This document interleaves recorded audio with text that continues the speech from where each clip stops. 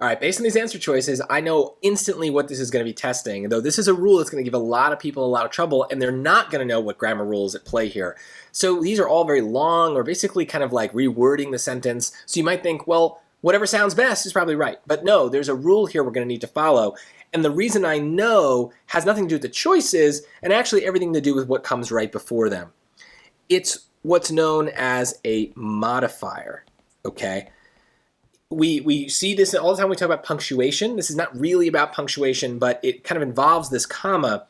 What's happening here is we have our main sentence that we're going to add on, but for now we're starting with this extra clause, this intro to the sentence. It's modifying something, giving us extra information about it. So we need to look at that and make sure that when we start the sentence, we're connecting this description with the thing that it's describing. So in this case, by reducing the runoff flowing into city sewers, I would turn that into a question.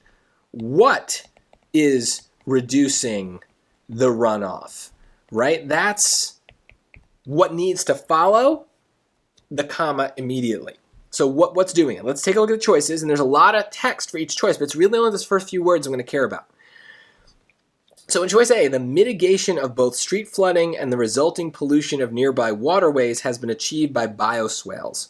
Well, I'm assuming bioswales are what we're talking about, right? So this engineer oversaw the installation of these things, vegetated channels designed to absorb. Okay, yeah, they're designing the water. So what's reducing the runoff? The bioswales.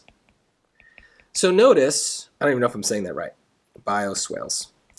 Notice that bioswales is the last word in choice A, so that's not good. Basically, this thing is what we're talking about. This is the thing that's reducing the runoff, so that is the first thing that needs to come after this comma, or it has to be like the main subject of the sentence. So let's look at B. That looks good. The bioswales, that's the first thing, have mitigated both street flooding and the resulting pollution of nearby waterways. Well, sounds normal, and it does start with the thing I'd expect it to start with. So let's see what else we've got. Well, C kind of does the same thing, right? Bioswales also seems to start it off. But there's a little trap here. This apostrophe is going to mean that technically bioswales here is not behaving as a noun. We want it to. That's what we want. The noun, the main subject of that sentence has to be the bioswales. But by putting that apostrophe, it kind of becomes like an adjective. It becomes a descriptor itself. So we're not trying to describe a description. We're trying to describe a thing. And what the actual subject is here is that it's this mitigation. And it's not the mitigation that is reducing the runoff. It is the bioswales that are reducing the runoff. So it's a sneaky move, but if you practice for the SAT, you will see this trap again and again when they test this rule. This is not surprising to me. I knew this was going to come as soon as I knew that this was about modifiers. So this is something that you can predict.